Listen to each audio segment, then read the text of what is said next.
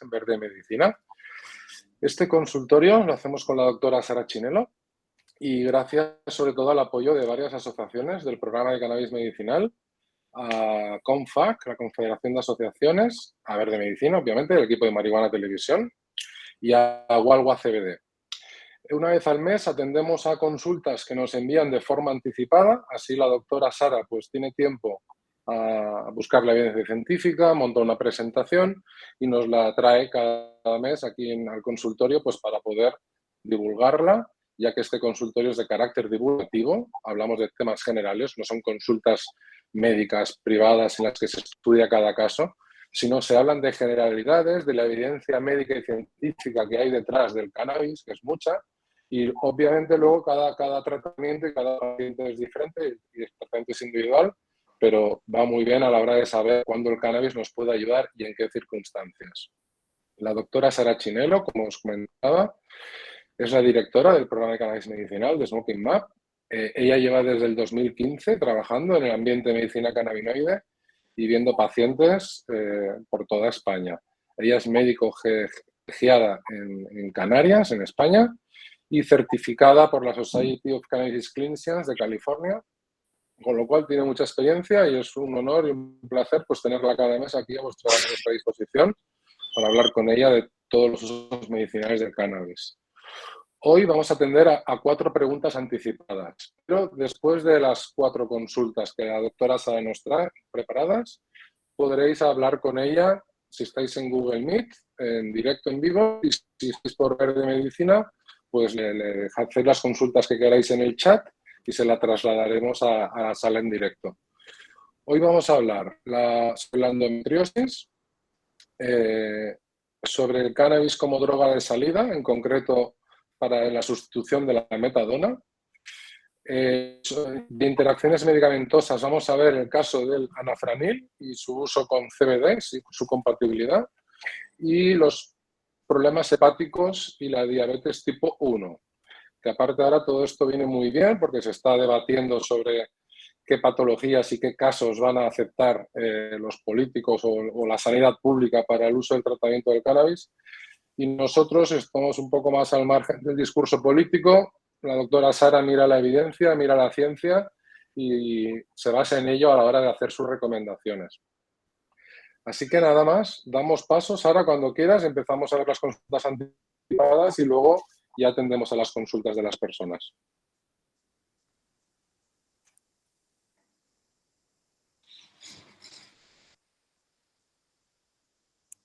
Cuando quieras, Sara.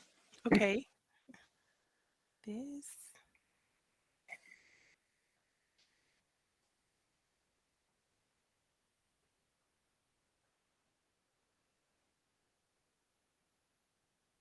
Gracias a todos por estar aquí. Ahora empiezo a contestar a las preguntas. La primera pregunta es sobre la sustitución de medicamentos. ¿Puedo tomar Anafril de 75 con CBD? Si lo puedo hacer, ¿quién me puede asesorar sobre qué tipo de CBD que se puede usar? Bueno, en principio, comentar que el anafranil es un antidepresivo. Para los que no sepan, es un antidepresivo tricíclico. Son más antiguos que los nuevos antidepresivos y tienen muchos efectos adversos. Puede ser un motivo de por qué ese paciente pregunta sobre una sustitución.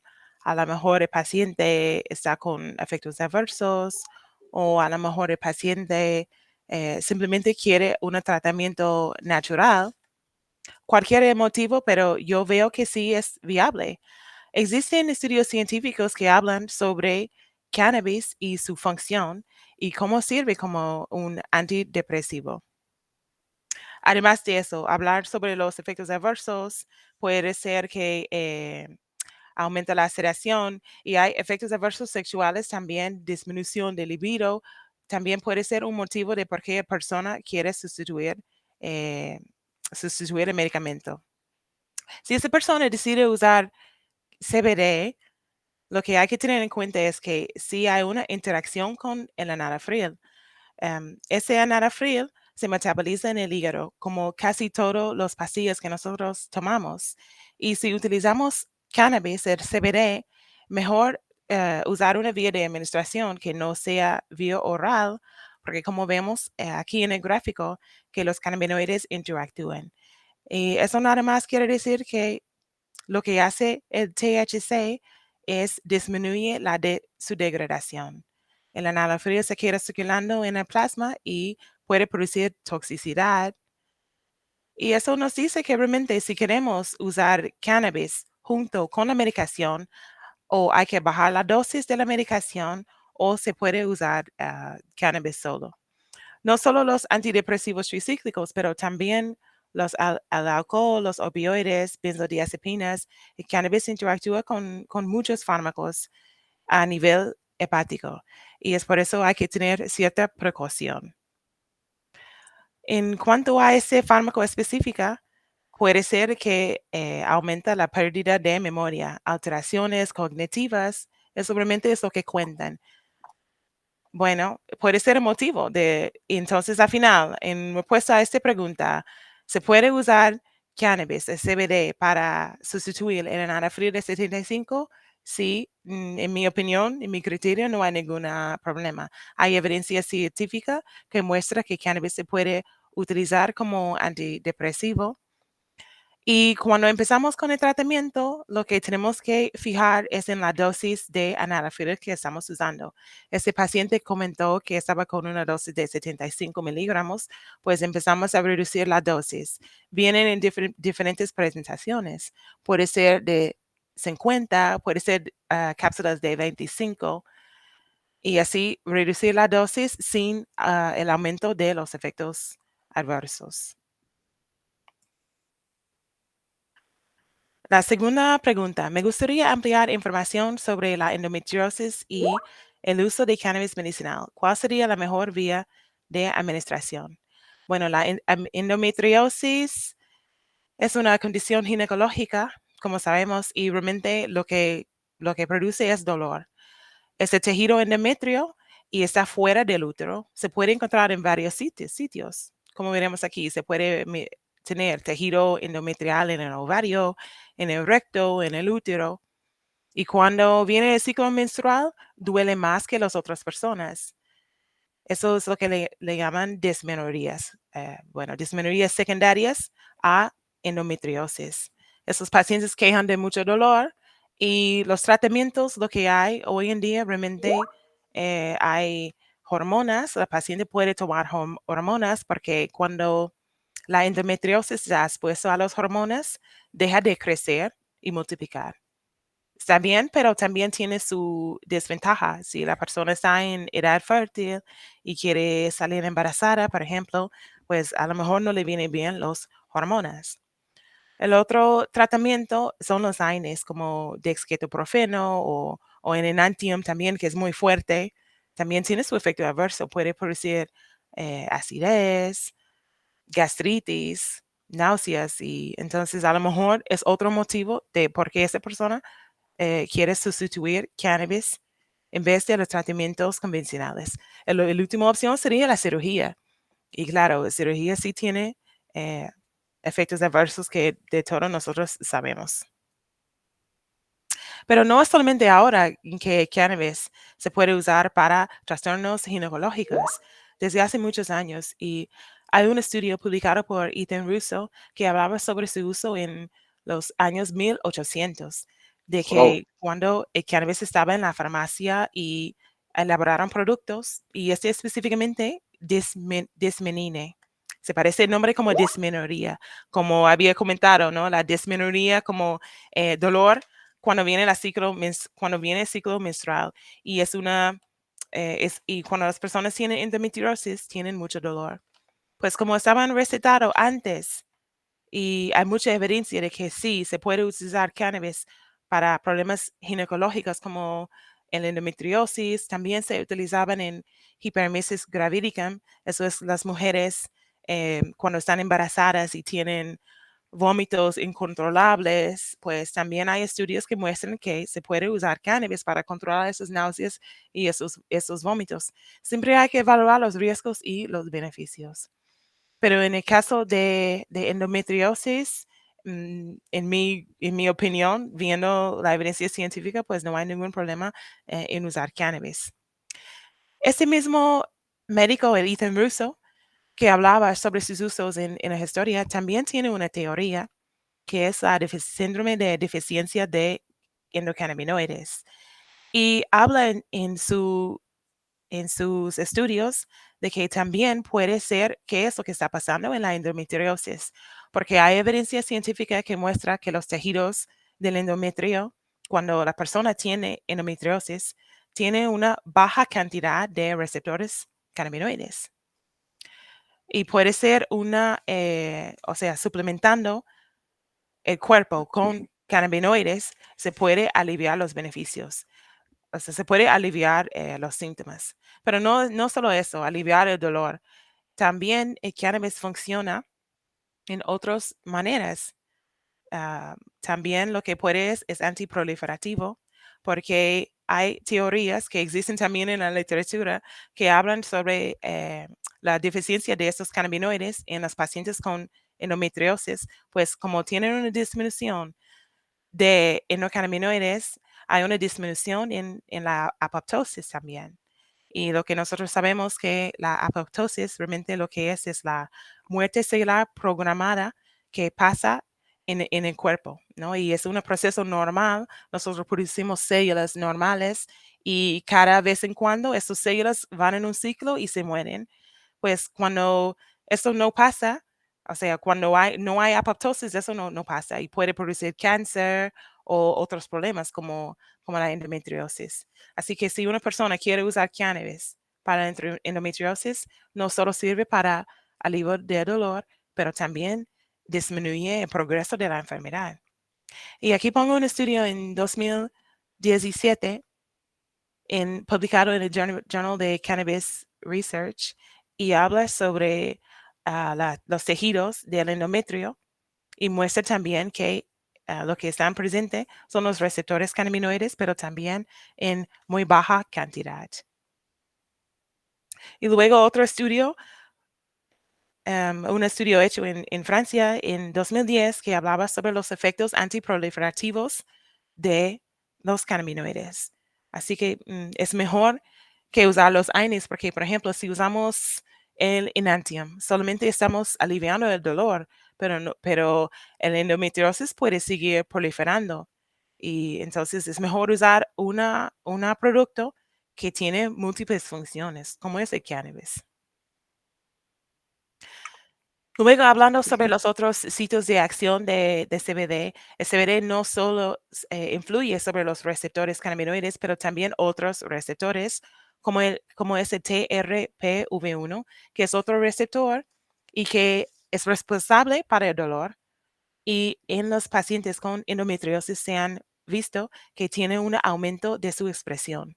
Y si los pacientes que tienen endometriosis tienen un aumento de esos tipos de receptores, y el CBD actúa sobre ellos, pues también puede producir una disminución de dolor a través de esa vía.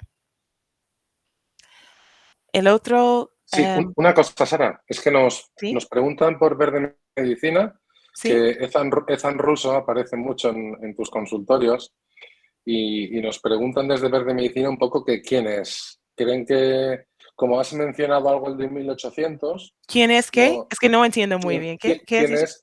quién es Ethan Russo?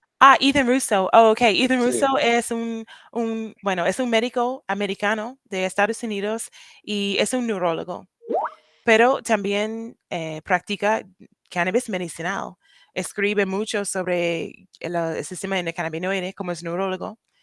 Y él es realmente que hablaba en principio sobre este efecto séquito, ¿vale? El efecto séquito realmente es lo que habla él, ¿no? O sea, él empezó primero de hablar sobre el efecto séquito, sobre los diferentes cannabinoides trabajando en función y logramos un efecto mayor en vez de usar un, o sea, una cannabinoide solo. Pero bueno, hablando sobre la endometriosis, hay que valorar su uso de efecto séquito, porque también existen estudios que hablaban sobre el uso de THC en tejido endometrial cuando utilizamos en pequeña cantidad, incluso aumentaban la proliferación. Así que también hay, o sea, no es como concreto, es de evidencia, ¿no? Pero sí, el Ethan Russo habla mucho, ¿no? Y sobre el sistema ginecológico, la obstetricia, los varios usos de cannabis en la literatura y en la historia. Ujú. So, Ok. ok, cannabis como droga de salida para la metadona. Ok, eso es otro, ah, bueno, es una buena consulta porque cada vez más hay más pacientes que quieren dejar sus fármacos o dejar drogas fuertes y ellos necesitan esta ayuda, ¿no? Y con el cannabis logran hacerlo.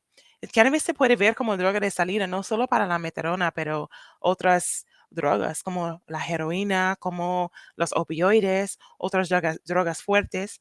Existen estudios científicos que em, hablan sobre las sinergias que cannabis tiene con los opioides. Y la metadona es una opioide sintética. ¿Cómo se puede usar cannabis? Se puede usar el CBD para eh, reforzar, ¿no? El tratamiento. Si una persona está tomando una cantidad específica de metadona, ¿cómo es que se puede dejarlo? Empezar a usar CBD mientras disminuir la dosis de metadona. Y es un paso importante. Siempre digo a los pacientes, cuando empieza a usar cannabis, a la misma vez hay que valorar reducir los fármacos convencionales. No es quedar con los fármacos convencionales a la misma dosis y empezar a usar cannabis, porque puede producir un problema. Como un ejemplo, pongo este ejemplo aquí de un estudio publicado en 2020, pero realmente es un caso. Habla sobre un caso de una interacción de cannabis y metadona, de CBD y metadona. Y hablaba sobre una niña de 13 años y la niña tenía una cáncer terminal. Sus padres empezaron a darle CBD porque querían el cannabis para ayudar para su tumor. Pero la niña estaba con metadona y empezó con los dos tratamientos y unas semanas después ingresó en urgencias por una sobredosis o sea, sobredosis de opiáceos. Y descubrieron que era porque a la misma vez que ella empezó a usar la metadona, sus padres aumentaron la dosis de CBD y producía una interacción. ¿Y qué es lo que hace el CBD con la metadona? Pues inhibe su degradación. Inhibe su degradación. Cuando nosotros tomamos un fármaco, ese fármaco pasa por el metabolismo y nosotros lo excretamos cuando vamos al baño. Pero si tomamos el cannabis, hay varias cosas que puede pasar. Una cosa es que inhibe su degradación. En vez de eliminarlo, pues el fármaco se queda circulando en el cuerpo y puede producir toxicidad si nosotros seguimos con la misma dosis. Es por eso importante bajar la dosis cuando estamos utilizando cannabis. Otro estudio que pongo aquí que veo que es importante, Healthcare Provider and Medical Cannabis Patient Regarding Referral and Medication Substitution. Es un estudio que habla sobre la sustitución de fármacos y es muy importante porque realmente hay muchos pacientes que quieren sustituir sus fármacos. Se ve eso en la consulta. Y este es un estudio publicado en Canadá y menciona que los médicos de atención primaria, los médicos en centro de salud, deberían tener una formación específica, no solo sobre cómo usar cannabis en general, pero también cómo sustituir los fármacos. Cómo es que se puede sustituir los fármacos convencionales y usar el cannabis? Porque en ese estudio hablaba sobre la falta de integración en el sistema público de Canadá y pacientes que ya lo estaban haciendo su tratamiento con cannabis medicinal. Y yo creo que también yo estoy de acuerdo con su punto en que necesitamos más personas que están capaces de decir al paciente cómo es reducir este fármaco para evitar reacciones adversas. Luego, la última consulta son problemas hepáticos y diabetes tipo 1. ¿Cómo puede ayudar el cannabis en estos casos? Ok, pues el cannabis, realmente no sé qué tipo de problema hepática tenía esta persona, pero hay todos tipos de problemas hepáticos. Hay cirrosis hepática o a lo mejor tiene un hígado graso o si tiene una hepatitis. Todo lo anterior, hay estudios que muestran que cannabis es beneficioso, el CBD es beneficioso. En cuanto al diabetes tipo 1, pues para los que no sepan, la diabetes tipo 1 es autoinmune. ¿Y qué es lo que pasa con esas personas? Esas personas no producen insulina, ¿ok? No producen insulina que mueve la glucosa a los órganos, a los tejidos, para que nosotros podamos utilizarlo como energía. En el diabetes tipo 1, pues no lo tienen, no, y es un problema autoinmune. Y hay estudios que muestran cómo el CBD actúa en el sistema inmune, puede ayudar a esas personas, pero también hay otros estudios que al final en la diabetes tipo 1 no es muy concreta porque esta conclusión, porque también habla de que no hay evidencia de que el CBD cambia esa resistencia a la insulina. Pero problemas hepáticos, pues nosotros podemos ver casos de hígado graso, que es muy común. Puede ser una paciente que bebe mucho, toma mucho alcohol o por medicamentos. Hay estudios que muestran que hasta cuando el hígado empieza a degradarse, hasta que llega a la etapa de hígado graso, esa etapa es reversible. Entonces, si quiere revertir un hígado graso, aún estamos a tiempo. Pero ya cuando el hígado está con cirrosis o fibrosis, pues ya no, ya no. Entonces, hay que ir mirando y bueno, hay muchos fármacos que producen el hígado graso, muchísimos. Y es por eso también, no sé si eso pasa a algunos, pero cuando empezamos con un tratamiento nuevo, un fármaco nuevo, el médico siempre tiene que estar mirando los valores hepáticas, las enzimas, mirando si las enzimas hepáticas están alteradas. Porque si están alteradas, eso quiere decir que pues está empezando como un daño, ¿no? Y pues con el cannabis es lo opuesto, se puede utilizar para paliar síntomas y no produce daño hepático. Pero existe un estudio que habla sobre el CBD en dosis muy, muy, muy altas que sí puede producir daño a nivel hepático. Pero esa dosis de que hablaba era una dosis que realmente era muy alto y imposible lograr en un humano. Así que al final ah, hay, o sea, esa evidencia, pero hay que siempre valorar los riesgos y los beneficios. Como comenté, las diferentes etapas de enfermedad del hígado, pues tenemos el hígado sano, tenemos el hígado graso, tenemos la fibrosis y cirrosis. Pero ya si estamos en etapas de fibrosis y cirrosis, el cannabis sería ya más para mejorar calidad de vida, porque realmente no es reversible fibrosis ni cirrosis. Gracias. Ok, Sara, muchas gracias. Mira, tenemos sobre unas consultas anticipadas que nos han enviado que no ha dado tiempo a prepararlas. Entonces te las voy a comentar en directo. Tenemos aquí a Hugo en el Meet, en la sala de Meet, que si quiere luego puede entrar él y hablar contigo. Yo te traslado primero las preguntas. Ujú, Una es sobre una interacción de un medicamento, sobre la levodopa, ujú. y la otra pregunta es si tienen alguno de los cannabinoides interacción hormonal en el periodo de menstruación de la mujer. creo que has hablado sobre la endometriosis de algo Sí, parecido. no entiendo muy bien la segunda parte. Sí, dice, ¿tiene alguno de los cannabinoides interacción hormonal en el periodo de menstruación de la mujer? Cuando, ¿Cuál es la pregunta? sí, a ver si entra Hugo. Hola, Hola, hola, Hugo. ¿qué tal? ¿Cómo te va? Sí, Muy la bien. duda mía, ¿sabes cuál era? Porque había pacientes que preguntaban que yo estoy en el periodo de menstruación. ¿No me hará mal tomar algún cannabinoide, un CBD, un Ah, THC? claro. Ah, no. O Claro, sea, si la persona está con la menstruación, quiere saber si se puede usar sí, cannabis. exactamente. Porque tenían dudas, digo yo, bueno, voy a preguntar, digo yo, a la especialista para ver. Sí, no hay ningún problema. De hecho, como había comentado, que o sea, desde los años 1800 estaba recetando cannabis para la dismenorrea, o sea, el dolor durante ciclos menstruales. Y hay evidencia que cannabinoides están presentes en el endometrio. ¿Sabes? O sea, cuando esas personas están con la menstruación, necesitan un Exacto.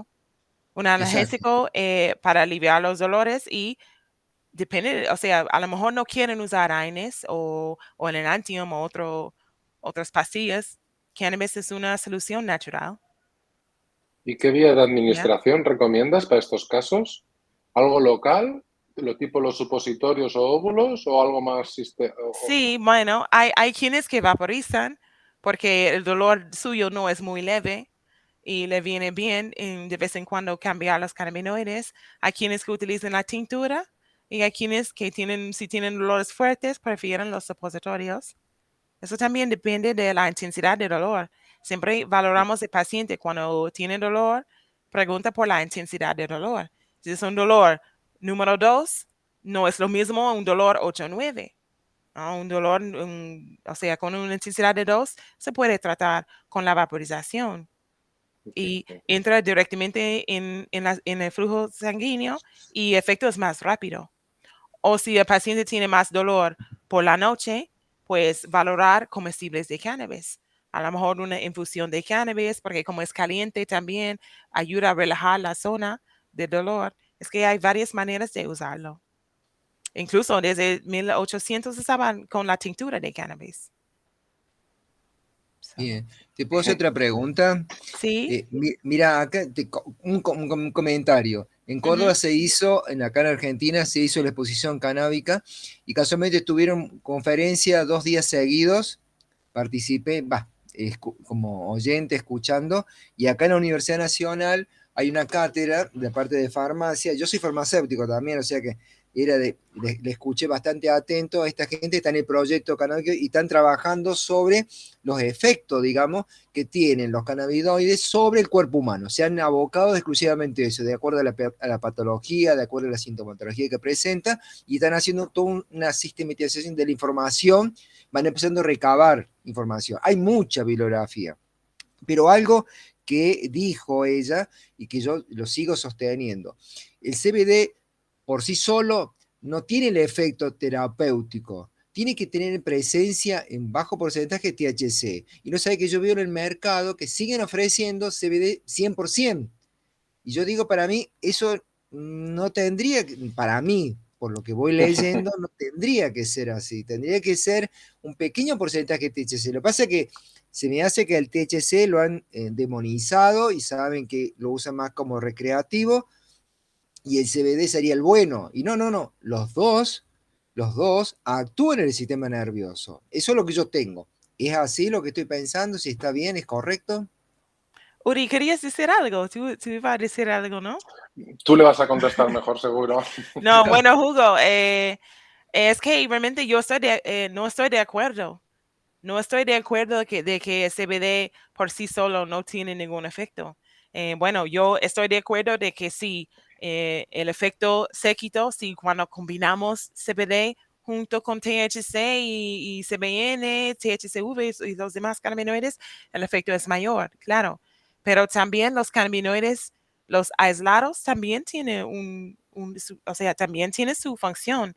Y eso también, o sea, usted es farmacéutica, no sé si conoces los preparados de CBD solo que hay en el mercado, como el Sí, Epidiolex. Por ejemplo, el Epidiolex tiene una función. Ese es una farmacéutica que ha pasado, una droga, ¿no? Que ha pasado por todos los ensayos Los clínicos, ensayos. todos los ensayos, y ellos han probado ciertas cosas para llegar a este punto y poner ese fármaco en el mercado.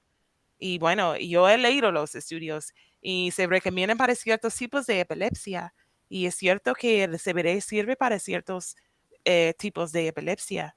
Y bueno, también como el THC tiene esos efectos psicotrópicos que pues hay quienes que no quieren usarlo en niños pequeños cuando estamos intentando tratar, por ejemplo, una epilepsia. Y bueno, no sé, yo estoy de acuerdo, no estoy de acuerdo de que CBD solo no tiene efectos. Pues a lo mejor combinándolo con THC el efecto es mayor, ¿vale? Pero por sí solo también, también hay efectos. Pero es más limitado, ¿no?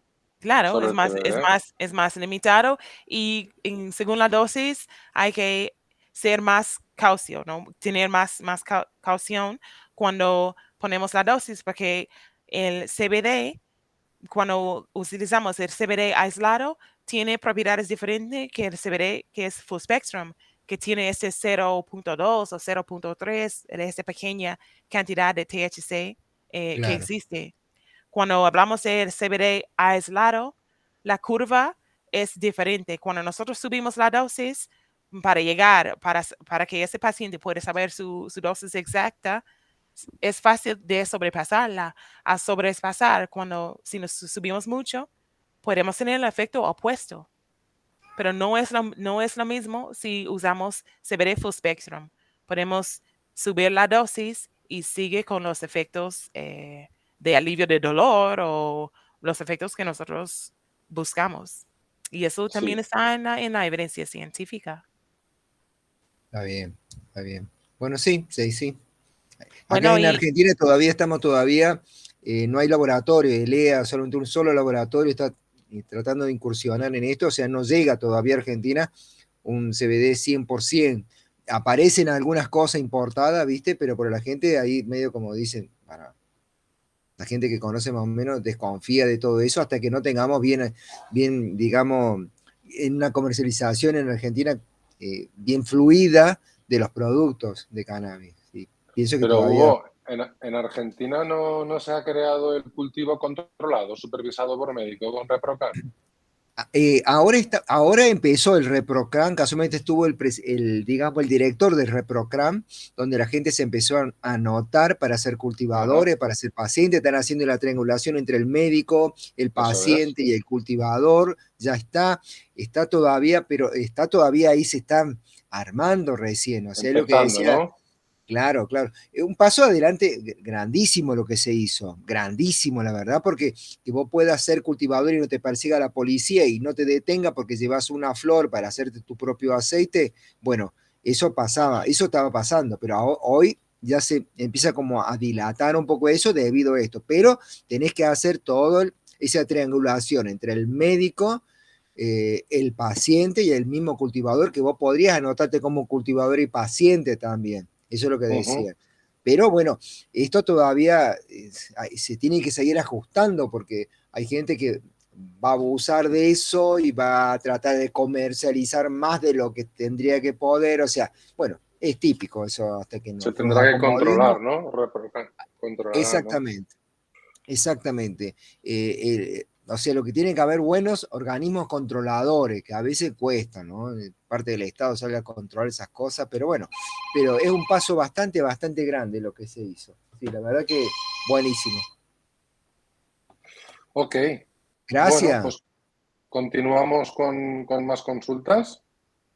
Mira, la siguiente es sobre un segundito. Es sobre el insomnio.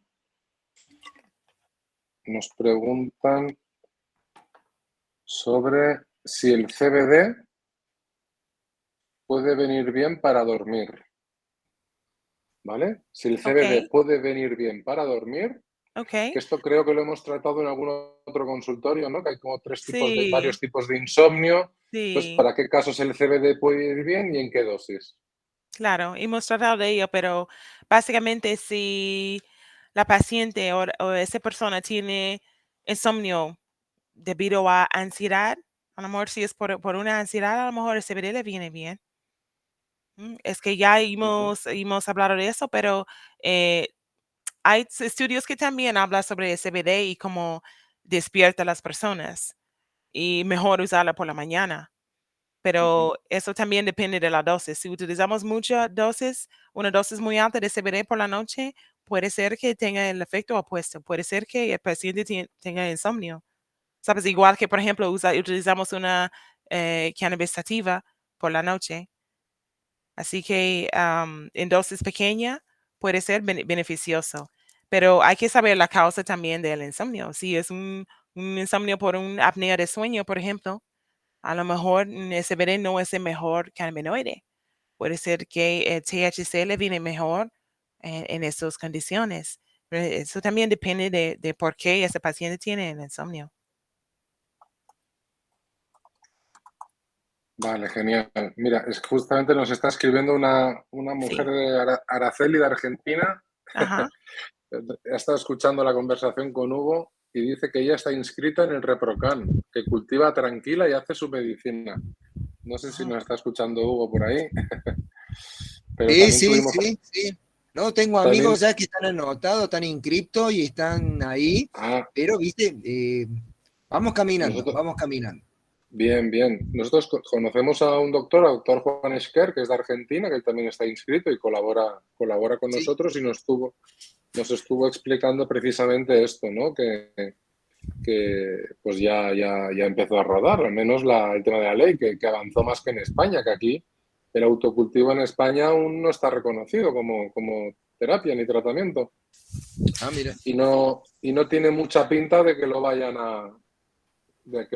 a aceptar más allá de lo que están haciendo con la Agencia Española del Medicamento, que en principio se prevé que sean todo preparados y como fórmulas, como medicamentos, vamos, que pasen los ensayos correspondientes y tal. Eso parece, pero bueno, vamos a ver, porque luego, si en otros países del mundo está el autocultivo y la Sí. Agencia Española del Medicamento, además, es la que da Acá, licencia de autocultivo, o sea, podría llegar a darlas. Lo que bueno, exacto. vamos a ver cómo prospera.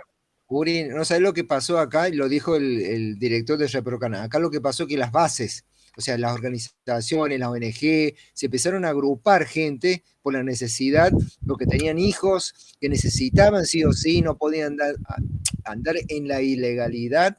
Se empezaron a agrupar y esa es la presión que hizo al Senado, a todos los, inclusive hay un intendente acá en Córdoba que tiene un lugar que es, digamos, donde la gente de bajos recursos acude a llevar su aceite y lo hacen dentro de la comuna. O sea, y se abrió de todo lo que son los otros municipios. Evidentemente hay mucho todavía, existe quieren conservar todavía esa cosa, viste, todavía que todavía no se entiende. Eh, de no verlo al cannabis como terapéutico. Que, o sea, se ha ido luchando mucho desde abajo y se ha conseguido que se promulgue la ley y se está, viste, como articulando, se están haciendo todas las estructuras, digamos, para facilitar los controles, para que la ANMAT también tenga contralor, digamos, dónde se va, si va a ser una herboristería, si va a ser una farmacia, o si va a ser cultural, digamos, vos en tu casa vas Sí, a poder hacer tu propia planta.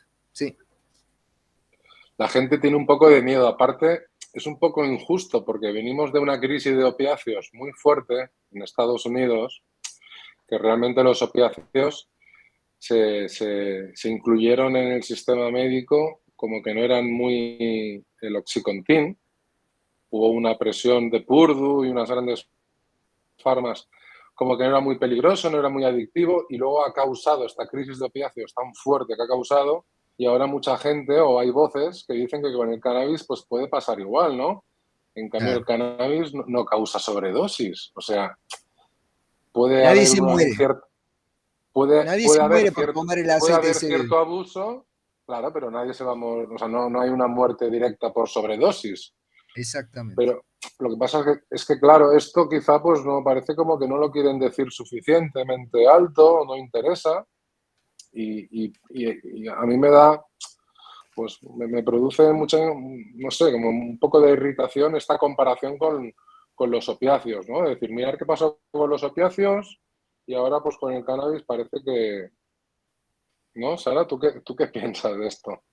Cuando comparan los opiáceos con el cannabis como un argumento de decir, Bueno, mi argumento sería igual que los médicos en Canadá, que dicen que los médicos de atención primaria y los médicos en el centro de salud deberían tener una formación específica de cómo sustituir fármacos por el cannabis, específicamente los opioides, porque en el estudio hablaban de como más de la mitad de las personas que querían sustituir fármacos eran por los opiáceos, porque realmente son peligrosos. La evidencia muestra que hay sinergias entre cannabis y opiáceos, ¿no? Hay sinergias, funcionan muy parecidas y es por eso nosotros podemos usar menos cantidad y junto con el cannabis y los efectos son mayores. Y mejoramos la calidad de vida del paciente. Si somos médicos, lo primero que queremos es mejorar calidad de vida del paciente. El paciente no va a tener estreñimiento a la hora de ir al baño. El paciente no va, o sea, su pérdida de memoria ya es menos, porque los opiáceos también produce eso. Las pacientes comentan de como una nube en la cabeza que no, o sea, no se sienten muy clara y quitan mucha calidad de vida. Yo creo que, bueno, como ya están haciendo eso, es que pacientes ya están haciendo la sustitución. Justo el otro sí, día eso te iba a tenía decir, la consulta de la chica que quería dejar una fármaco. tramadol o alguno de estos, ¿no? Sí, era una de las pastillas y ella quería dejarlo porque ella tenía mucho dolor y mm, le quitó todo de golpe y así no se debe quitar todo de golpe y tenía efecto adverso que produció este miedo y ella ha vuelto a tomar los fármacos. Es que hay pacientes que ya están haciendo, pero hay que saber la manera en sustituir los fármacos.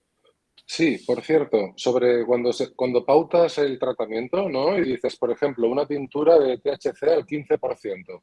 Sí, ¿Qué cómo, hay alguna generalidad a la hora de recomendar ratios? O sea, si 3:1:1, ratio de THC con CBD, ratio 2:1, o sea, ¿cuáles un poco las líneas generales a la hora de marcar los ratios entre THC y CBD? bueno, cuando nosotros pensamos en usar cannabis para paliar el dolor, tenemos que pensar, CBD es antiinflamatorio. ¿Vale? Eso es antiinflamatorio. Es que todos los estudios muestran eso. CBD funciona como un antiinflamatorio. CBD funciona como un AINE. Funciona como ibuprofeno. El CBD no va a funcionar como un opioide por sí solo. Tenemos que combinarlo con el THC y ahí logramos los efectos de más alivio de dolor. Cuando los pacientes están con parches de morfina o si están con fentanilo, o sea, 9 de 10 de los casos van a tener que usar una combinación de los cannabinoides. Por CBD por sí solo no van a lograr ese alivio de dolor que ellos buscan para dejar de usar la morfina, por ejemplo. Es obvio, o sea, los estudios muestran de que el THC realmente es que hay que tener THC para paliar esos dolores fuertes que nosotros digamos. Y en cuanto a los ratios, todo tiene que Mm, ver con los fármacos que está tomando. Por ejemplo, si el paciente está con fentanilo o está con morfina, tenemos que empezar a reducir los fármacos, pero a la misma vez subir la cantidad de THC. Y la edad también depende, porque los mayores no van muy bien con productos de THC en principio. Es mi ujú, experiencia, porque ujú. son más sensibles, porque anotan más los efectos adversos, son a la mayoría principiantes que nunca han usado cannabis. Entonces, mejor los ratios que son altos en CBD a primeras y luego eso Ujú. ya, mediante que vamos bajando el CBD, vamos subiendo la de THC, pero lentamente Ok. para no tener esos efectos que digamos, para evitar estar colocado y todos esos efectos indeseados Para que desarrolle THC. para que desarrolle algo de tolerancia gradual, ¿no? Eso es en el caso de que si están con opioides fuertes o si necesitan una dosis muy alta de cannabinoides, como hay casos de, por ejemplo, cáncer, que quieren tomar el feco. El feco es un concentrado de cannabis, que hay que tener una cierta tolerancia, porque incluso con un tamaño pequeño, como un grano de arroz del feco, los pacientes lo anotan y es muy fuerte. Y lo ideal sería aumentar la tolerancia para llegar a ese punto en tomar esa dosis alto y no tener estos efectos indeseados. Ok, bien.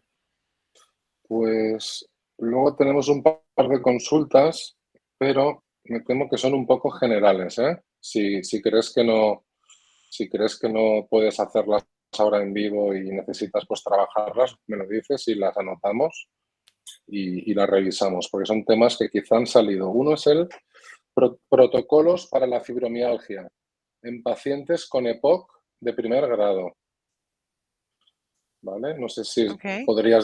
no sé si podrías decir algo así ahora Sí, rápido, bueno, general, ¿sí? la fibromialgia en protocolo realmente no existe, ¿no? No existe porque no hay nada establecido. Esto realmente no existe ningún protocolo de gobierno de tratamiento para fibromialgia ni nada. Lo que nosotros tenemos son las evidencias, los estudios científicos que han usado en modelos de fibromialgia. Y bueno, incluso este mismo médico, el Ethan Russo, en su teoría sobre la deficiencia de endocannabinoides, hablaba sobre fibromialgia, de que porque realmente se dice que no hay ninguna causa de la fibromialgia, pero su teoría es que la causa es deficiencia de cannabinoides. Es que lo que pasa es que realmente no hay ningún examen o persona no puede ir a su centro de salud y pedir una dosificación de anandamida, por ejemplo. Sería beneficioso en que nosotros podemos ir a esos hospitales y pedir esos tipos de exámenes para ver nuestros niveles de endocannabinoides, para saber si somos deficientes o no, porque puede ser incluso una causa de la fibromialgia.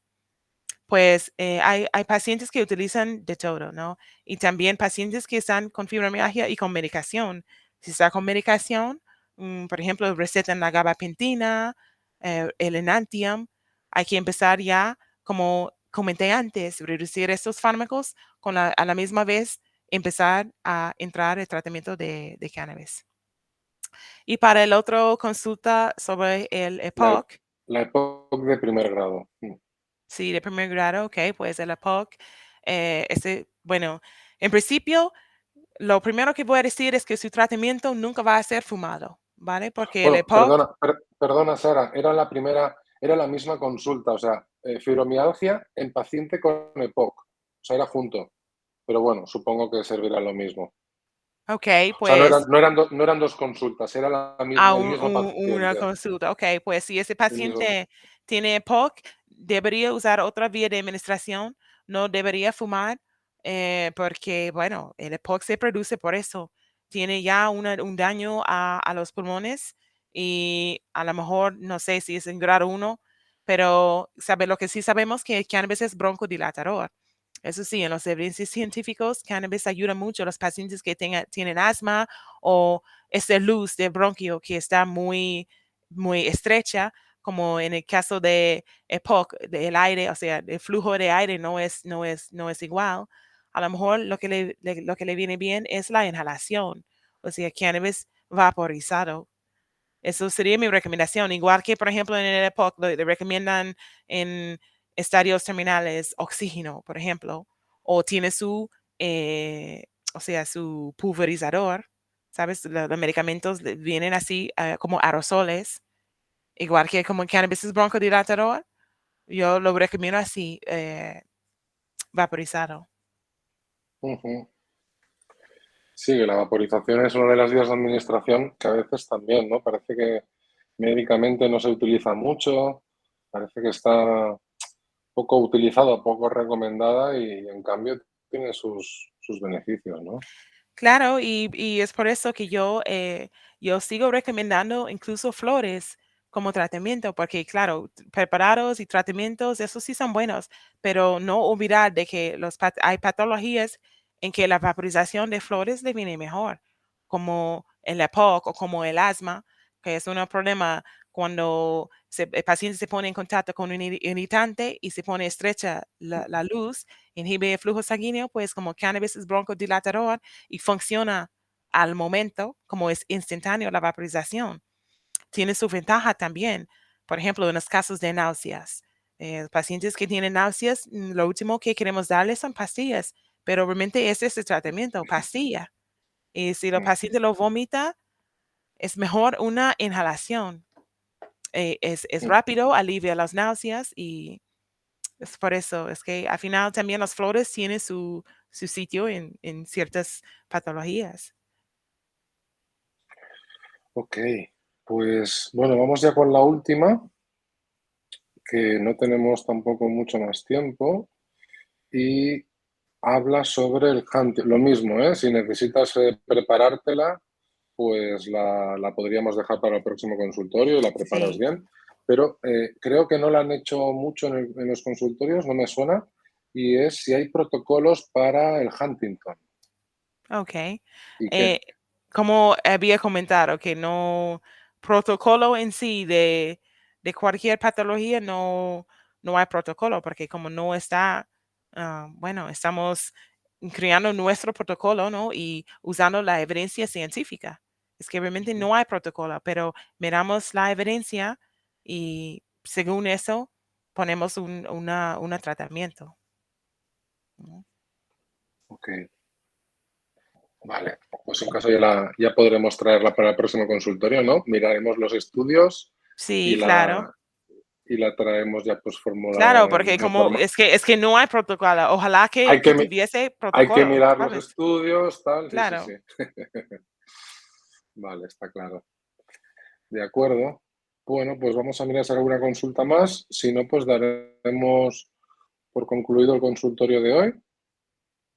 Comentar o recordar a las personas pues, que el consultorio de hoy es divulgativo, es generalista. Obviamente la doctora Sara, tanto Sara como Tomaso, y pasan consultas privadas donde se estudian los casos en visitas privadas y hacemos certificados, recomendaciones y es nuestro servicio básico del programa. Pero hacemos este consultorio pues, para poder divulgar la ciencia del cannabis, como comentabas anteriormente. Y bueno, un placer, gracias a Verde Medicina, Marihuana Televisión, por hacer en conjunto este consultorio. Y nos veremos ya en el próximo. Nada, Hugo, a vosotros. Y nos veremos ya en el próximo, que será para julio, el último antes de verano. Así que miraremos el del Huntington. Si tenéis algunos temas que os interesen que traiga la doctora Sara preparados para el consultorio de julio, nos los escribís o por el correo consultas@smokingmap.org o por Verde Medicina o por el link de Eventbrite, ¿vale? Podéis hacernos hasta 2 consultas y si no por nuestra página web, por los medios que queráis. Enviárnoslas entre esta semana y la otra, que tenga tiempo Sara pues al menos 2 semanas para poder prepararla. Y nada más, el próximo consultorio será a mediados de julio, aproximadamente. Cada mediado de mes, el jueves de mitad de mes. Así que nada más, Sara, muchas gracias a todos y nos vemos al próximo consultorio online. Hasta luego. Nos vemos. Chao. Chao. Adiós.